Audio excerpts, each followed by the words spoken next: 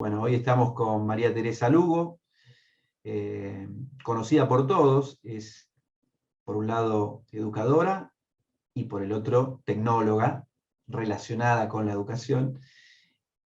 Para el BID hicieron un relevamiento, un mapeo de las soluciones EdTech que impactan o que se desarrollan acá en la República Argentina, y queríamos hablar con eso para que nos cuente un poquito cómo surgió el proyecto, cómo lo desarrollaron y a qué resultados llegaron. Hola María Teresa, ¿cómo estás? Hola Alfredo, ¿cómo te va? Mucho gusto y muy lindo esta conversación que vamos a tener de un tema que, bueno, fue un estudio investigativo que llevamos adelante apoyado por el BID y por el BID Lab, también el laboratorio de innovación que tiene el BID, que fue una invitación realmente apasionante para conocer y para poder indagar acerca de lo que es el ecosistema EdTech, como se denomina, en Argentina, es decir, lo que nosotros llamamos las soluciones tecnológicas para la educación.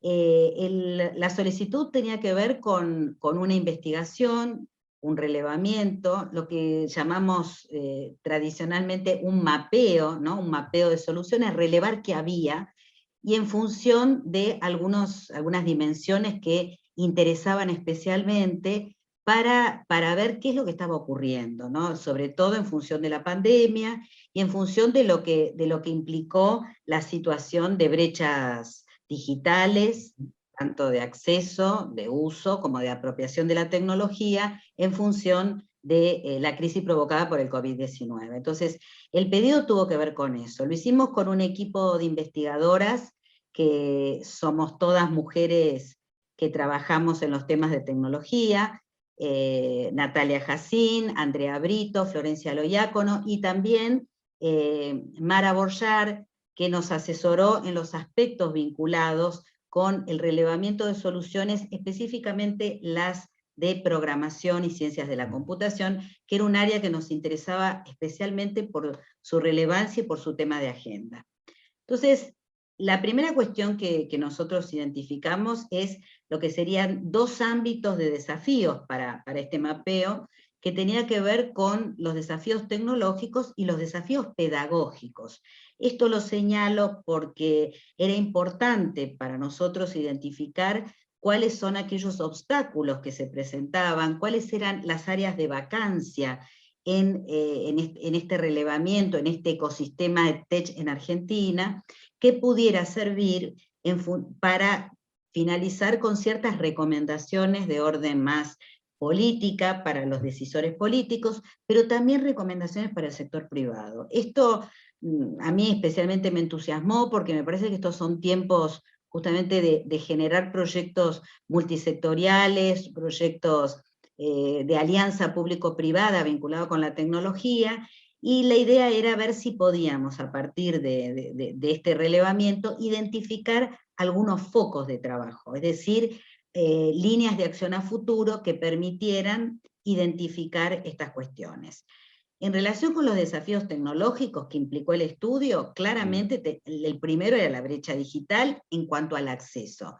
Los datos que nosotros manejábamos del año pasado, de los relevamientos de CEPAL, del BID, de los principales organismos de la UNESCO, indicaban, bueno, en hogares para América Latina un déficit importante de alrededor del 77%, es decir, lo que encontramos es una situación crítica, lo voy a plantear en estos términos, donde los países, el año pasado y siguen haciendo grandes esfuerzos para la prestación del servicio, pero lo que nosotros evidenciamos es ratificar que las brechas digitales se han amplificado. Esa era la primera cuestión que quería señalar, porque lo que tiene que ver con la conectividad, la que tiene que ver con la entrega de dispositivos, sobre todo un tema que es muy relevante y es la conectividad en los hogares.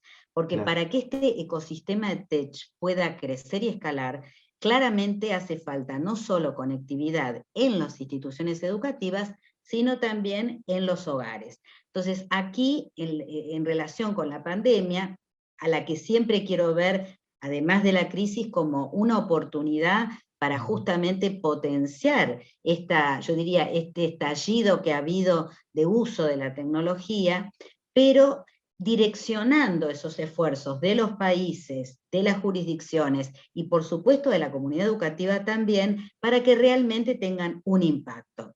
De alguna manera, y en esto quiero ser enfática, nos interesó también abordar lo que son esos desafíos pedagógicos. O sea, no alcanza con la tecnología, como digo siempre, pero tampoco alcanza sin la tecnología en este momento.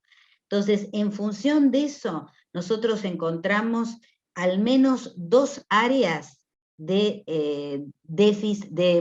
desafíos pedagógicos. El primero, esto que aparece como las trayectorias escolares interrumpidas o intermitentes, es decir, cómo la tecnología puede identificar a aquellos estudiantes que han quedado excluidos de los sistemas educativos y necesitan volver, y cómo trabajar en relación con la formación docente. Estos serían como los 2 núcleos, diría yo, que nos interesó abordar en ese primer momento del estudio, que sería como un panorama de qué es lo que estaba ocurriendo, de dónde estábamos focalizando el ecosistema de TECH en Argentina, bueno, en una situación pandémica, y en una situación pandémica que tenía al menos estos 2 grupos de desafíos. Ahora bien, de alguna manera, una de las cuestiones que también veíamos como importantes era que para poder aprovechar el potencial tecnológico en relación con la educación, teníamos 4 líneas, digamos, de abordaje. La primera era la de la alfabetización digital, sobre todo en los estudiantes, pero en los docentes también, y en los hogares, que esto se evidenció con el acompañamiento necesario desde los hogares para las tareas y para poder sostener la educación. La segunda, que vimos muy importante, tiene que ver con fortalecer las habilidades docentes. Esta fue, digamos, otro de los focos de trabajo. También el promover prácticas educativas que pudieran incorporar, y esto le voy a dar un espacio, digamos, un foco importante, lo que son las tendencias emergentes en el currículum, las nuevas, digamos, las nuevas tendencias, las nuevas miradas hacia el currículum, que muchas veces no aparecen incorporadas en lo que podemos llamar las soluciones tecnológicas. Y finalmente, lo que tiene que ver con un punto que era un pedido explícito del BID Lab y del BID, de trabajar aquellos aspectos de habilidades digitales para el ejercicio de la ciudadanía digital, la empleabilidad y el trabajo digno. Es decir, esta articulación más vinculada con educación técnico superior, podríamos decir educación técnico profesional. El estudio abordó educación básica, pero también pusimos aspectos vinculados con educación no formal. Esto también fue, digamos, un punto interesante porque nos permitió indagar en referentes de los sindicatos, no solo de los sindicatos docentes, con los que también hemos hecho el estudio, sino también con representantes de otro tipo de sindicatos que nos parecía que era fundamental para relacionar en un círculo, yo diría, virtuoso entre formación, trabajo y producción. Y acá ver cómo las soluciones tecnológicas podían colaborar en relación con esto, o por lo contrario, había áreas de vacancia, faltaba desarrollo en esos aspectos. Aquí hablo también de lo que tiene que ver con las habilidades blandas, por eso hablo de las habilidades socioemocionales, que es un área muy importante, muy interesante para trabajar desde lo que son esta relación entre formación, mercado laboral y producción. Ahora bien, los principales hallazgos que hemos encontrado. En primer lugar, es una articulación débil entre estas soluciones o este ecosistema TECH y el desarrollo de políticas de inclusión tecnológica. Es decir, una primera desarticulación que fue muy evidente en relación con, podríamos decir, que van por caminos en paralelo muchas veces. ¿Y por qué creen ustedes que se da esa articulación débil? ¿Pudieron detectar algún tipo de causa? Bueno, había varias causas. Una tiene que ver también con la lógica, con los tiempos, que son tiempos muy diferentes, los desarrollos tecnológicos con el desarrollo de una política. Estamos hablando de políticas públicas, ¿no? Entonces ahí hay esta desarticulación entre cuáles son también las demandas de una política digital y las soluciones en el mercado. Que necesariamente tienen, yo diría, lógicas diferentes de construcción, de implementación y, por qué no, de evaluación de resultados también. Entonces, ahí hay un primer desacople, podríamos decirlo así, que era interesante indagar. La segunda tuvo que ver con un escenario tecnológico complejo para que estas soluciones tecnológicas se pudieran realmente implementar en los sistemas educativos. Y acá hay varios motivos, ¿no? Sin duda hay esto que podríamos denominar una escasa atención a la dimensión técnica, al tratamiento de datos, inclusive te diría a un modelo de negocios asociado que no termina de fortalecerse. Esto vuelvo al tema de esta desarticulación, porque tiene que ver con eso, entre lo que los sistemas educativos y las políticas públicas están necesitando y lo que este escenario, digamos, en desarrollo le está ofreciendo. Entonces, aquí sin duda hay mucho para hacer, y eso es una oportunidad interesante también, ¿no? Más allá de las dificultades o de la complejidad. Creo que también otros de los, digamos, de los hallazgos que me gustaría compartir con vos, tienen que ver con lo que podríamos decir áreas de vacancia, es decir, en este campo emergente de las soluciones tecnológicas, que sin duda no terminaron de tomar cuestiones que desde un punto de vista más sistémico, si querés, son importantes. Una de las cuestiones tiene que ver con las habilidades blandas. Encontramos pocas soluciones que abordaran este tema tan relevante hoy. Hemos encontrado también áreas de vacancia para puntos vinculados con aspectos de matemática, y algunas otras que voy a detallar un poquito más adelante.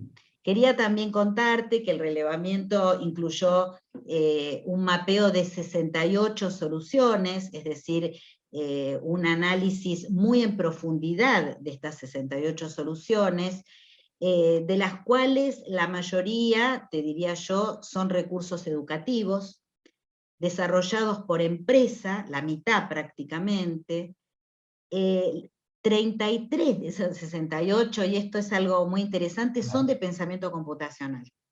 Entonces, acá hay un punto interesante, porque esto que yo señalaba antes, es un tema de agenda, se está instalando, pero hay un desarrollo importante vinculado con ese tipo de soluciones tecnológicas. Solo 4 abordan los contenidos de ESI. Esto lo digo porque esta fue un área de vacancia. Será porque es un campo nuevo que se ha instalado en el currículum, pero de alguna manera acá hay un espacio a explorar para los contenidos de ESI, porque digamos, es muy poco lo que hemos encontrado. Y otra de las cuestiones que me gustaría también señalar como un aspecto a desarrollar, solo 8 manifiestan o demuestran tener interoperabilidad con sistemas de información y gestión educativa nacional. Esto también es un punto importante, porque lo que hemos identificado es que inclusive muchas de las plataformas que se están ofreciendo no conversan con lo que son los sistemas de información. O sea, son plataformas para la enseñanza de determinados contenidos o algún otro tipo de cuestión, pero ahí hay otro corte, ahí hay otro puente que vale la pena fortalecer, y que de alguna manera abre un campo de posibilidad muy importante para el desarrollo de estas soluciones y para la escalabilidad necesaria para que puedan realmente generar impacto y generar rentabilidad también. Sobre todo teniendo en cuenta que esa escalabilidad se da cuando este tipo de soluciones se insertan a través de los gobiernos sean nacional, provinciales o municipales, pero sobre todo nacional y provinciales. Así es. Inclusive te diría, estamos viendo falta de articulación, un desacople entre necesidades y lo que se ofrece, estamos viendo áreas de vacancia que hay que cubrir. También yo te diría a nivel más de la inversión necesaria, y esto va más para el sector privado y los desarrolladores, a los cuales yo creo que es importante auspiciar y motivar, y que es un campo muy interesante de desarrollo. Si vos estás, digamos, analizando un poco ese punto de la inversión, nos encontramos al menos con 3 tipos de obstáculos justamente para el desarrollo y la escala. Sí. Una tenía que ver con la falta de información y la normativa asociada al desarrollo de esta industria tan específica. Es decir, no estaban claras, según el sector privado y los desarrolladores, las normas para poder producir, desarrollar y también ofertar en licitaciones y en compras para poder entrar yo te diría, en las grandes ligas de todo esto. Eso nos pareció interesante porque de aquí salen líneas de acción donde podríamos decir es necesario que los equipos, o sea, el sector privado necesita formarse en este tipo de decisiones, claramente, pero también en el sector público la necesidad de apoyar con formación específica y capacitación para poder generar vuelvo a esta idea de círculo virtuoso, ¿no? Público-privado. Entonces, ahí también había un tema interesante. La otra cuestión es, podría decirlo de esta manera, una discrepancia entre los tiempos necesarios que requieren los inversores y el tiempo para poder medir los resultados de la implementación. Claro. El inversor necesita tener rentabilidad, vamos a decirlo de esta manera. Sí. Entonces, sus tiempos son acelerados.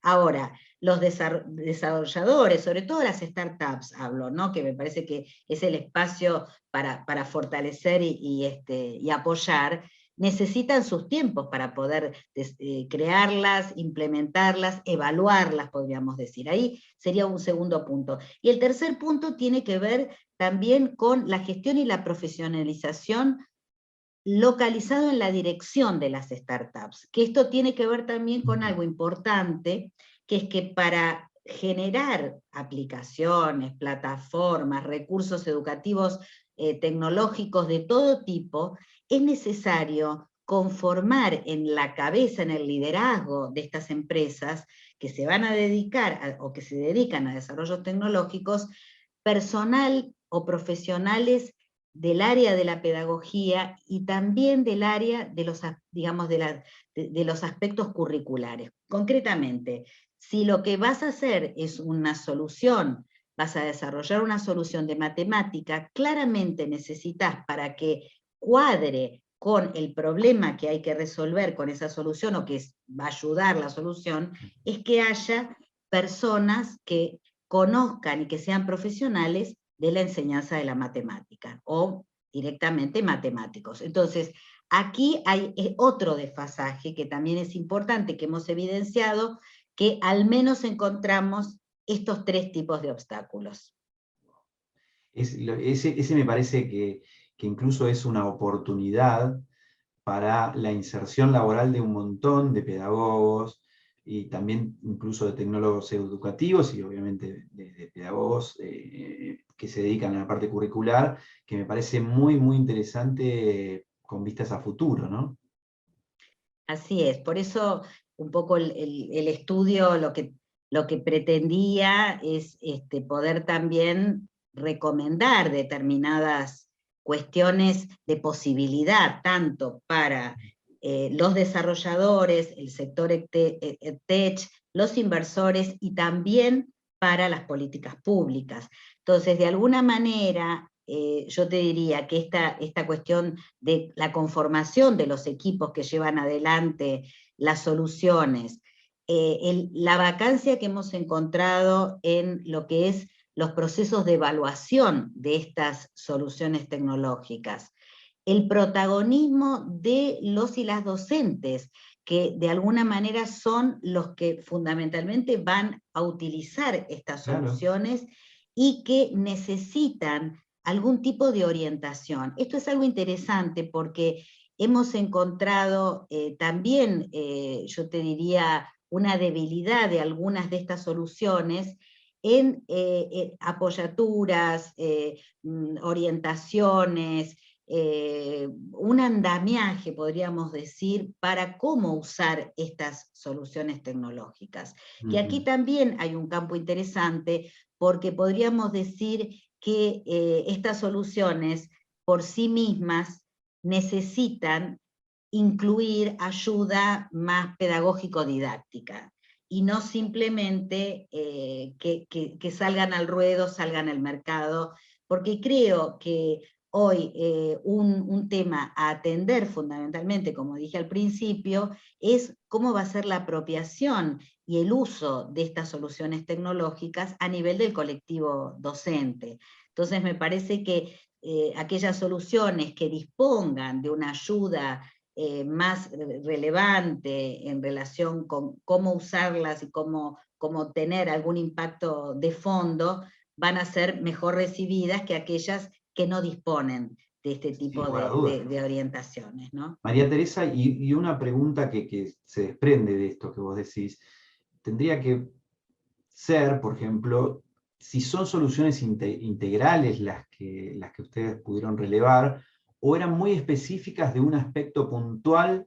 Bueno, había de todo. O sea, nosotros hemos encontrado claramente, digamos, soluciones que abordaban contenidos y problemáticas prioritarias de la agenda de política educativa, como podría ser estas que te digo de pensamiento computacional o programación, y otras que eran más generales o más abiertas, pero que de cualquier manera, en algunos casos, o sea, se confirmaba esto que señalé, digamos, un poquito antes, ¿no? Es decir, soluciones que no terminaban de cuadrar en función de los problemas que decían resolver.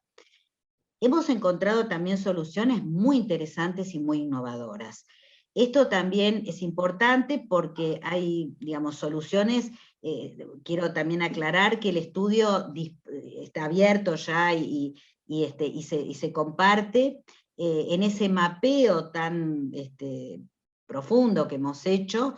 Está todo esto que estoy contando rápidamente con la descripción de cada una de las cuestiones que hacen a las soluciones, a qué contenidos aborda, para qué nivel educativo están pensadas, bueno, toda esta serie de cuestiones, si son gratuitas, si son pagas, qué modelo de negocio tiene, porque también ese es un tema importante, ¿no? ¿Cuáles eran los modelos de negocio que predominaban, digamos? Bueno, hay de todo, pero hay también... ¿Cómo? Suscripciones. Claro, hay de suscripción, hay de licencia, hay, podríamos decirlo de esta manera, hay de compra o hay de alquiler, ¿no? Es decir... Bien claro.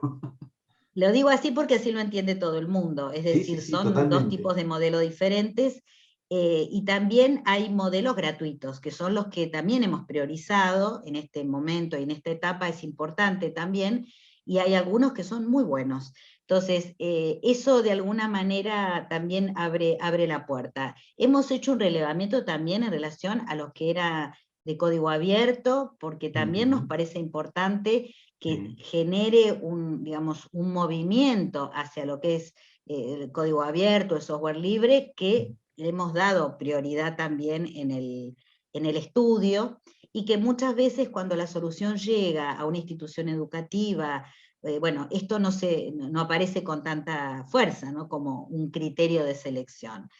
De alguna manera, yo creo que este círculo virtuoso que se puede lograr a partir de estos espacios de colaboración entre el sector público, el sector privado, este ecosistema de TEC, como me gusta decir, incipiente en su desarrollo en Argentina, pero con mucho potencial, y que de alguna manera puede reconfigurar el modelo de negocios, ¿no? En relación con estas cuestiones que estamos identificando, y que yo creo en ese sentido que es una posibilidad muy grande, sobre todo aprovechando la fuerza del uso de las tecnologías a partir de la crisis de la pandemia, ¿no? Es decir, casi te diría yo que es una ayuda en contra, pero me parece que vale la pena tomarlo como un punto clave en ese sentido, ¿no?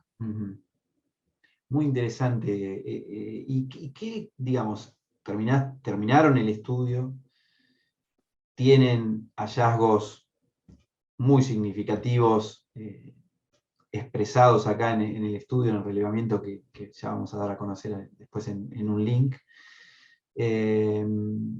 ¿Qué recomendaciones le darías hoy a alguien que está emprendiendo, si querés con una startup, en el sector educativo, en este mundo de tech o de tech? ¿Qué recomendaciones le darías vos desde este conocimiento profundo que adquirieron a raíz del relevamiento y de todo lo que vienen haciendo previamente, ¿no? Bueno, en primer lugar lo que diría es hacer lo que podríamos denominar un análisis de necesidades. Es decir, no tirarse a la pileta sin haber hecho primero esto que estuvimos conversando, es decir, qué es lo que realmente se está necesitando, qué es lo que hace falta, te diría yo, qué tecnologías emergentes podemos aprovechar para desarrollar una solución tecnológica innovadora realmente. Por ejemplo, identificamos que había poco desarrollo de simuladores, que hoy se han convertido en un punto clave, por ejemplo, para todo lo que son las prácticas. No hablo de las prácticas docentes solamente, me refiero a medicina, ingeniería, las físicas, bueno, un montón de, digamos, de campos de conocimiento donde realmente el desarrollo de simuladores funcionaría de una manera realmente muy potente. Entonces, la primera cuestión es esa, que trabajen con un modelo no de solución busca problemas, sino de identificar los problemas relevantes y en función de eso ver cómo la solución que van a crear tenga esa articulación. La otra cuestión me parece que es muy importante identificar qué contenidos va a abordar, es decir, no es lo mismo un contenido de matemática, un contenido de lengua, un contenido vinculado con las habilidades blandas tan necesarias, que hemos encontrado poco de habilidades blandas, y después el nivel educativo. Son distintas estrategias y distintas alternativas. Después me parece que también es importante, algo que por ahí es muy obvio, pero que pueda correr en celulares, porque esto, digamos, la pandemia demostró que el celular hoy es, digamos, la computadora de bolsillo más utilizada, y en ese punto es importante que tengan ese criterio. La otra cuestión que también me parece importante es el tratamiento de datos. La cuestión de la privacidad de los datos aparece como una demanda muy importante de los decisores políticos, que sostengo y que me parece fundamental, y que esto es una cuestión a tener en cuenta. La otra cosa, que un poco hablamos al principio, tiene que ver con la escalabilidad, es decir, el desarrollo de soluciones que puedan ser escalables a mediano y largo plazo, lo cual va a generar rentabilidad si las han desarrollado con apoyo privado, digamos, financiero privado, pero también va a permitir el crecimiento de la solución tecnológica. Para eso yo lo que recomiendo es una mirada muy atenta a las métricas de adopción y a las métricas vinculadas con los resultados de aprendizaje, que hemos encontrado pocas soluciones que evidencian un análisis vinculado con evaluación, y no solamente evaluar cuántos accesos hay en relación con si es una app o una plataforma o lo que fuera. Creo que esas cuestiones son claves.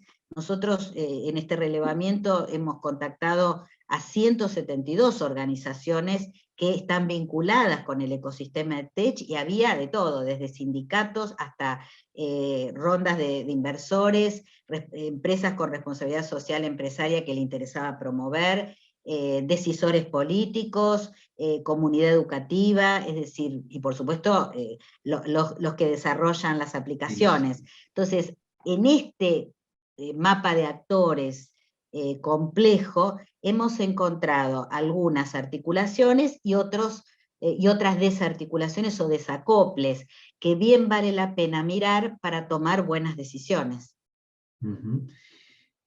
Pensando en un futuro, ¿cómo ves este ecosistema EdTech de acá a, no vamos a poner 10 años, me parece mucho ya, pero digamos de acá a 5 o 6 años en cuanto a su evolución, ¿no? Bueno, en el mundo está creciendo, o sea, esto es indudable, y en América Latina también. La inversión es alta en soluciones tecnológicas, pero hay algunas condiciones para que esto pueda realmente desarrollarse. La primera tiene que ver con el desarrollo de lo que podemos llamar las condiciones de infraestructura básicas, conectividad, dispositivos, tanto en los hogares como en las casas, y aquí yo creo que esa sería como una primera condición para el desarrollo. No quiero dejar de decirlo, porque si no es como un punto que queda como supuesto, y la realidad es que falta para poder garantizar la conectividad y para poder garantizar el acceso a los dispositivos. La otra cuestión me parece que tiene que ver con articular con lo que son los mayores desafíos pedagógicos que tenemos en Argentina y en la región, en relación con la calidad de los aprendizajes. Y te diría dos cosas, me parece, que está el desarrollo de soluciones que apunten a matemática como un área que presenta más dificultades, lengua y educación ciudadana, según la evaluación de la educación secundaria del 2019, están mejor ubicados. Sí.